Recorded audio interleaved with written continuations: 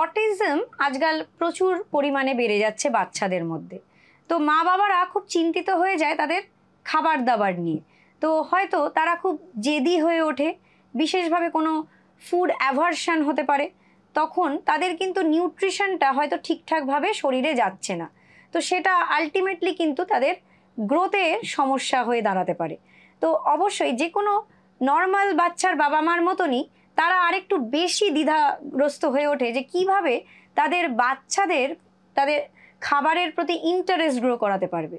তো সেই কারণে আমি বলে থাকি যে দেখবেন যাতে আপনাদের খাবার দাবার যেটা আপনারা তৈরি করছেন সেটা খুব রঙিন আর খুব যেন একটা বিভিন্ন রকম ফুলের শেপ দিয়ে দিলেন। যদি যে কোনো ধরুন কোনো টমেটো কেটেছেন সেটাকে একটা ফুলের মতন সাজিয়ে দিলেন, বা ধরুন তরমুজ কেটেছেন সেটাকে একটা সুন্দর বোটের মতন সাজিয়ে দিলেন, বা ডিমটাকে একটা ইঁদুরের আকার দিলেন, তার কান করে দিলেন, ছোট ছোট কালো জিরে দিয়ে তার চোখ বানিয়ে দিলেন। তো এভাবে যদি একটু ইন্টারেস্টিং খাবারের প্লেটটা বানাতে পারেন সেটা কিন্তু সেই বাচ্চা কিন্তু সে আকৃষ্ট হয়ে সেটা খেতে পারে।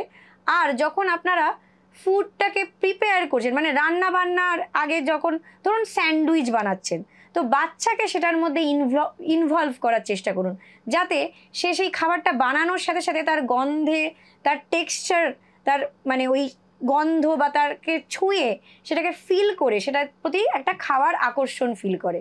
তো এভাবে যদি আপনারা চেষ্টা করেন, হ্যাঁ একটু তো খাটুনি সব মায়েদেরই করতে হয়, আপনাদের হয়তো আরেক ধাপ এগিয়ে করতে হবে, কিন্তু দেখবেন আলটিমেটলি আপনাদের বাচ্চারা কিন্তু পুষ্টিকর খাবার দাবার খেতে পারছেন, আর তারা অ্যাট্রাক্টেড হয়ে খাচ্ছেন, ভালোবেসে খাচ্ছেন, আর অনেকটাই সুস্থ বোধ করছেন।